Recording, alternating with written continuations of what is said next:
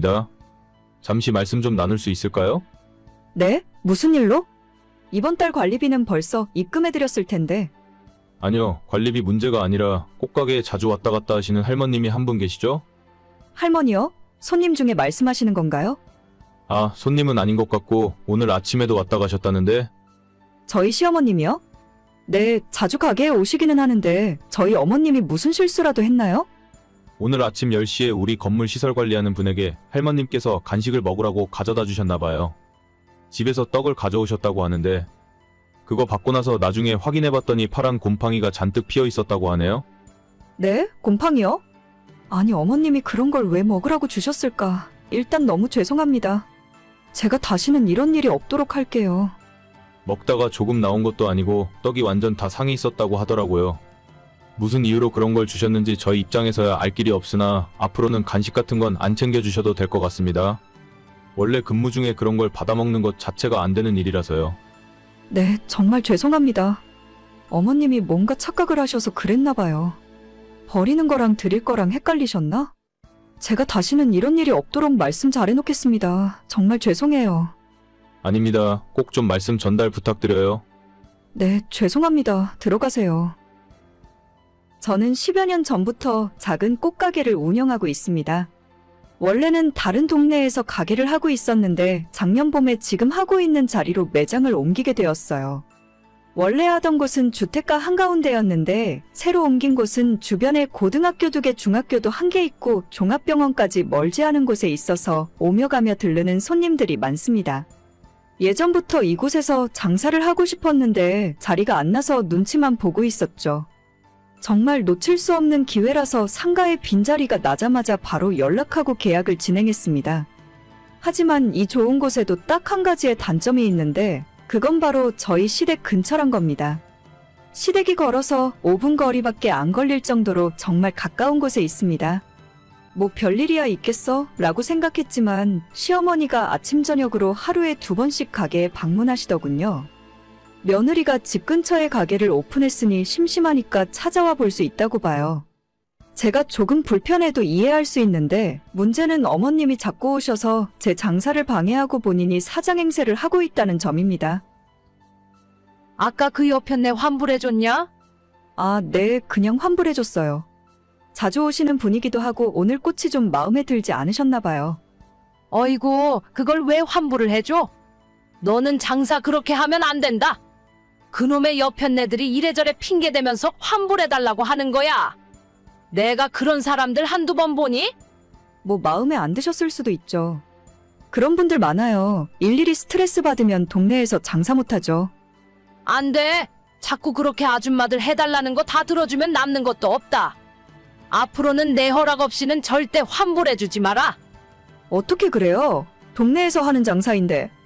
그 아줌마가 보기보다 마당발이라서 데려오는 손님들도 많아요. 안 된다면 안 되는 줄 알아. 너 그렇게 물러터지면 동네 진상들 다 몰려오게 되어 있어. 앞으로 그 여편네 오면 나한테 바로 전화해. 내가 집에 있다가 바로 달려갈 테니까 알겠니? 그렇게까지 안 하셔도 되는데. 제 가게는 제가 알아서 잘하고 있어요. 어머님이 너무 신경 많이 써주셔서 감사한데 그래도 장사 초보도 아니고 10년 넘게 했던 경험이 있으니까 제 가게는 제가 가장 잘할 수 있어요. 어휴, 너가 이 동네를 알아? 나는 여기서 30년 넘게 산 토박이야. 겨우 장사 10년 했으면 뭘 안다고 세상 다 아는 척을 하고 그래? 너가 자리 잡을 때까지 다 도와줄 테니까 잠자코 있어. 어머님도 하실 일이 많으시잖아요. 매일같이 가게에 출근 도장 안 찍으셔도 괜찮아요. 제가 애도 아니고. 걱정하지 마라. 내가 어디 나가서 일 다니는 사람도 아니고 집안일은 너가 걱정 안 해줘도 알아서 똑부러지게 하고 있으니까 너네 가게 한두 시간 나가서 봐주는 것 정도는 어려울 것도 없어. 저는 정말 괜찮은데. 내가 돈 달라고 안 할 테니까 해준다 그럴 때 가만히 있어. 이 동네에 얼마나 이상한 사람이 많은 줄 아니? 진상들 걸을 사람 거르고 자리 잡을 때까지 도와줄 테니까 부담 가질 필요 없다. 진상은 시어머니가 이 동네에서 가장 진상인 것 같더라고요. 제가 장사만 10년 넘게 했고 웬만한 산전수전 다 겪어봤기 때문에 아무것도 모르는 어머님 도움은 솔직히 필요 없어요. 무슨 도움을 주신다고 하는지도 잘 모르겠고 그냥 가게에 출근하시면 손님들한테 잔소리하고 특히 건물관리인이나 택배 아저씨 같은 분들에게 굉장히 무례하게 대하십니다. 제가 사장이지만 절대 남한테 함부로 하지 않는데 왜 아무것도 아닌 시어머니께서 사람들을 하대하고 함부로 하시는지 모르겠어요. 얼마 전에도 택배 아저씨가 가게 문을 살짝 열고 택배를 놓고 가셨는데 어머님이 의자에 앉아 커피를 마시다가 그걸 보시고는 바로 달려나가서 택배 아저씨를 부르더라고요. 이봐요. 택배를 가져왔으면 공손하게 주인한테 가져다 줘야지. 문 앞에 두고 가는 게 맞는 거예요? 진짜 제가 너무 놀라서 손님 꽃다발 만들다 말고 뛰어나갔고 택배 아저씨한테 90도로 사과드리면서 겨우 상황 무마했어요. 진짜 요즘 시대가 어떤 시대인데 사람들한테 갑질입니까? 갑질을 하는 것 자체가 문제인데 택배 아저씨가 갑질할 대상도 아니잖아요? 어머님께서는 저런 건 초장의 버릇을 잘 들여놔야 한다며 끝까지 목소리를 높이셨어요. 이러다가 어머님 때문에 가게 말아먹을 것 같아서 남편을 통해 이야기를 해본 적도 여러 번이지만 도저히 말을 들어먹지 않으셨습니다. 제가 한번 화를 내야 하나 고민을 하고 있던 차에 얼마 전에 또 사건이 터지고 말았습니다. 어머님, 아까 가게에 잠깐 나오셨을 때 무슨 일 있었어요? 무슨 일? 아니 아무 일도 없었는데. 아니, 제가 화장실 갔다 온 사이에 이 근처 박스 줍는 할머니한테 뭐라고 하셨죠? 할머님께서 아까는 죄송했다며 저한테 음료수 사다 주면서 사과하고 가시던데 대체 어머님 무슨 짓을 하신 거예요? 아, 그 할망구? 별거 아니야. 내가 다 이야기해놨으니까 앞으로 종종 음료수 사다 주고 인사하러 올 거다. 네? 제가 저 할머니한테 음료수를 왜 얻어먹어요? 대체 어머님이 뭐라고 하셨길래 저분이 저한테 미안하다 사과를 하시는데요? 아니, 솔직히 그렇잖냐. 너네 가게에서 하루에 나오는 박스 쓰레기가 얼마나 많니? 그거 다 그 할망구가 가져가는데 생전 뭐 하나 가져와서 고맙다고 인사하는 꼴을 못 봤다. 그게 어디 사람이 할 도리니? 그래서 어머님이 그 할머니한테 음료수 사오라고 한 거예요? 그래, 앞으로 종종 음료수 사서 가져오라고 했어. 여름에는 아이스크림도 사오고 그럴 거다. 세상에 공짜가 어디 있니? 남의 가게에서 박스 가져다가 팔아서 돈 벌었으면 원래 그 정도 인사치레는 해야 하는 거야. 와, 진짜 놀부도 울고 가겠네요. 어머니, 제가 마지막으로 당부드리는데 앞으로 저희 가게 나오지 말아주세요. 저 이제는 진짜 못 참을 것 같아요. 무슨 소리야? 공짜 음료수 먹게 해줬더니 고맙다고 하지는 못할 망정. 어머님, 저거 박스 가져가봤자 저 할머니가 하루에 얼마 버시는지 아세요? 그걸 그렇게 받아먹어야 속이 시원하시겠어요? 저 진짜 어머님 창피해서 얼굴을 못 들고 다녀요. 손님들이 다들 어머님 부담스러워서 못 오겠다고 어머님 안 계실 시간이 언제냐고 물어봐요. 어이구, 지들이 뭔가 캥기는 게 있으니까 그러지. 떳떳하면 나를 무서워할 일이 뭐가 있어? 똥이 무서워서 피해요. 더러워서 피하는 거지. 어머님 진짜 마지막 경고 드리는데 저희 가게 다시는 나오지 말아주세요. 남편한테도 이야기했고 이젠 더 이상 말로 안 해요. 야, 나도 안 가. 내가 그렇게 한가한 사람인 줄 알아? 장사라고 개뿔도 모르길래 알려주려고 나갔더니 은혜도 모르고 있네. 은혜고 뭐고 앞으로 한 번만 더 가게 나와서 사람들 괴롭히시면 어머님이랑 인연 끊고 평생 안 보고 살 테니까 그렇게 아세요. 그래도 시어머니라고 참고 있었는데 정말 세상에 이런 인간 말종이 또 있을까 싶었습니다. 사장은 전데 왜 시어머니가 오만 사람들에게 갑질을 하는 건지. 남편도 자기 엄마가 그런 성격인 줄 몰랐다며 놀랐고 저 역시도 시모의 본성을 알게 된 것 같아서 마음이 싱숭생숭하네요. 한바탕 싸우고 나니 어머님이 다시 가게로 출근하는 일은 없어졌습니다. 요즘 세상이 어떤 세상인데 남한테 그렇게 함부로 하는지 모르겠어요. 건물관리인 분들과도 오해 다 풀고 원만히 지내고 있고 택배 아저씨와 박스 줍는 할머니한테도 우리 어머님이 했던 실수를 정식으로 사과했습니다. 동환이한테 이야기는 들었다. 갑자기 이게 무슨 일이래니? 사돈댁 그 건강하시던 분이 어떻게 된 거야? 저도 잘 모르겠어요. 지병이 있던 것도 아닌데 지난달에 동네 아주머니들이랑 부산 여행까지 잘 다녀오셨는데도 이게 무슨 일인지. 아무튼 지금 병원 내려가는 중이라서 제가 엄마 상태 보고 다시 연락드릴게요. 경황이 없어서 지금 정신이 하나도 없네요. 그래, 별일 아닐 거야. 딸 얼굴 보면 금방 좋아지시겠지? 너도 괜히 이상한 생각하지 말고 마음 단단히 먹고, 알았지? 네, 어머님. 나중에 다시 연락드릴게요.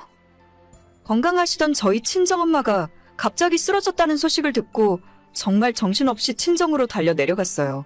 손이 너무 덜덜 떨려서 운전대를 잡지도 못했고 남편이 대신 운전해주는 차 조수석에 앉아서 우리 엄마가 무사하기만을 기도하고 있었죠. 3년 전에 아빠 먼저 돌아가시고 한동안 많이 힘들어 하셨는데 그래도 올해 들어서는 조금 괜찮아지셨는지 웃는 것도 많이 늘어나셨고 원래 예전부터 좋아하시던 등산도 주말마다 다니시는 것 같더라고요.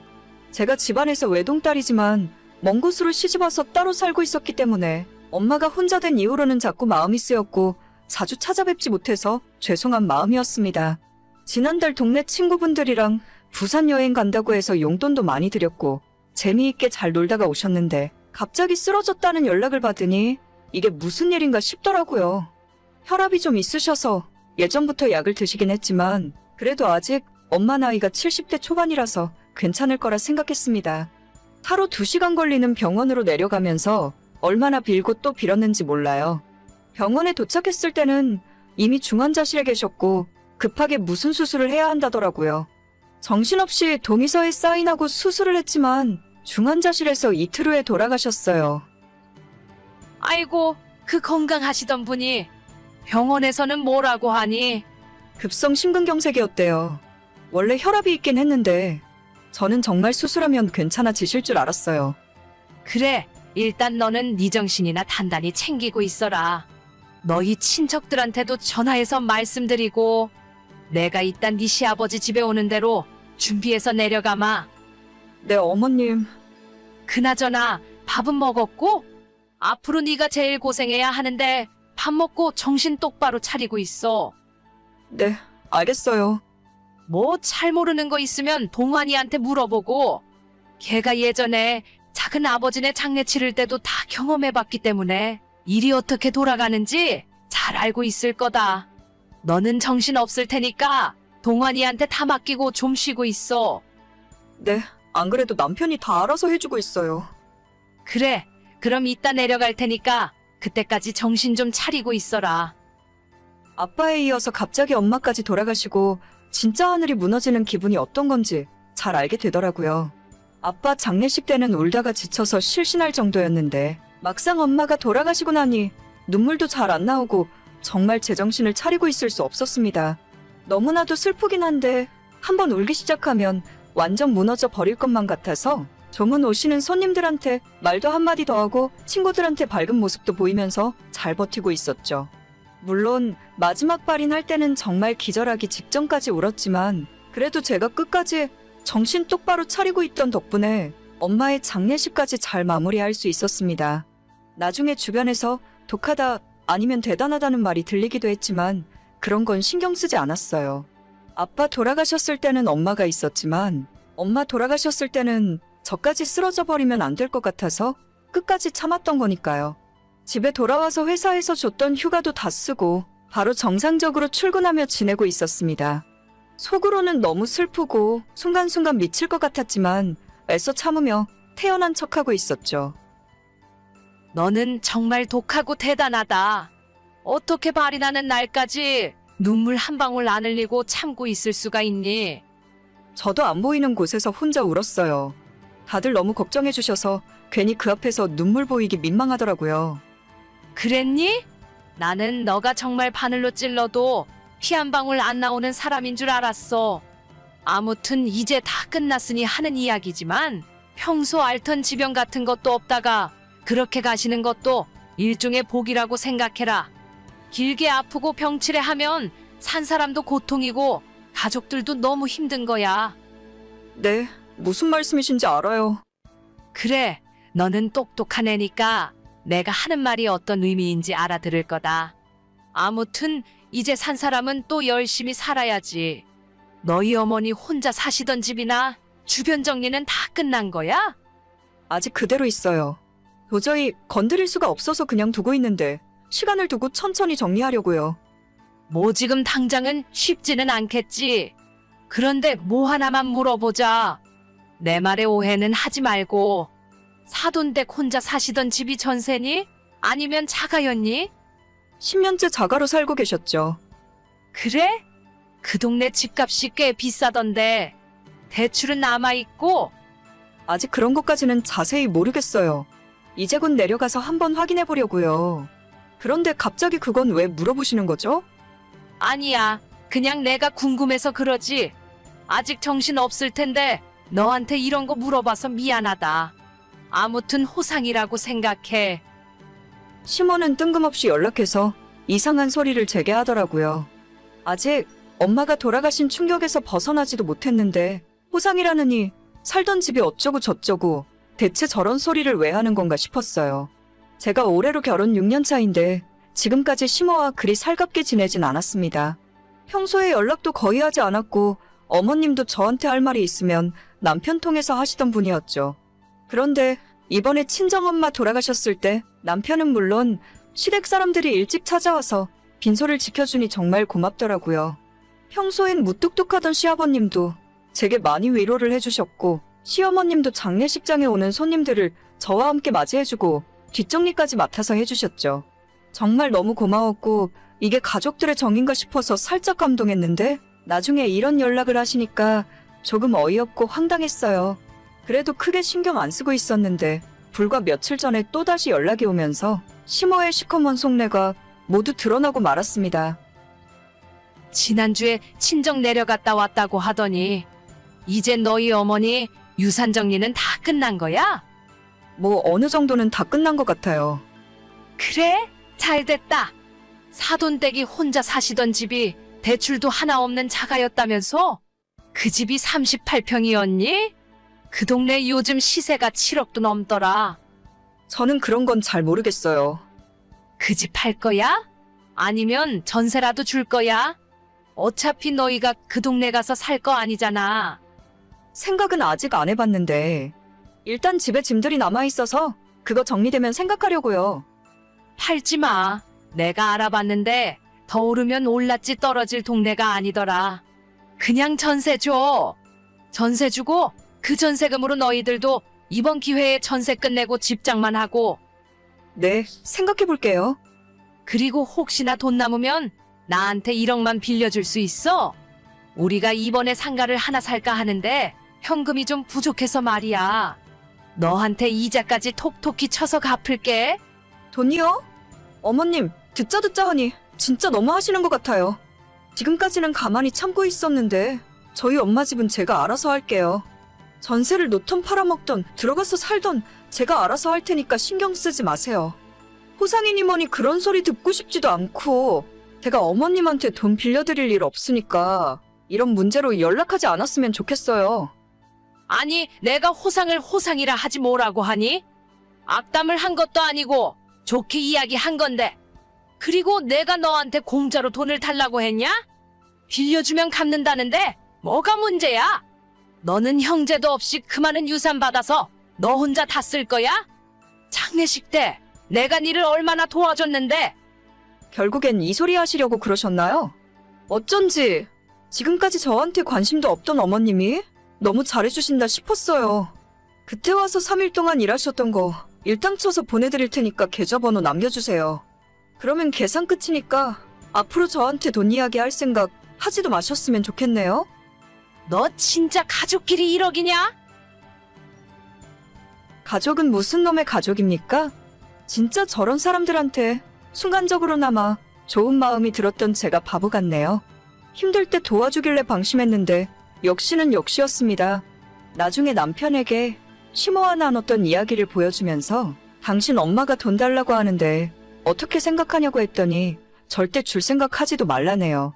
남편은 사남매 중에 막내 아들인데 옛날부터 시댁과 살짝 거리를 두고 있었어요. 저희 친정부모님에게 받은 유산을 어떻게 하던지 자기는 신경 전혀 안 쓸 테니까 천천히 저보고 알아서 하라네요. 지금은 그 집에 남아있는 엄마의 물건들을 처분하기가 힘들어서 당분간 그대로 둘 생각이에요. 조금 괜찮아지면 짐을 다 빼고 새를 놓을 겁니다. 시모 말대로 저희가 결혼하고 지금까지 집 없이 전세로 살고 있기 때문에 그 돈을 저희 집 사는데 보탤지 어떻게 해야 할지 남편이랑 차차 상의하려고요. 이제 진짜 우리 가족이라고 할 사람은 남편과 우리 딸 하나가 전부인 것 같아요. 이번에 친정엄마 장례식 도와주는 걸 보면서 아무리 사이 안 좋던 시부모라도 역시 가족은 가족이구나 싶었었는데 그 마음이 완전 틀렸습니다. 다른 사람들 전혀 신경 안 쓰고 우리 세 식구만 생각할 거예요. 하다 시부모가 사돈 집 유산까지 노릴 줄은 꿈에도 몰랐네요. 오늘의 사연은 여기까지입니다. 구독과 좋아요, 알림 설정은 많은 힘이 됩니다.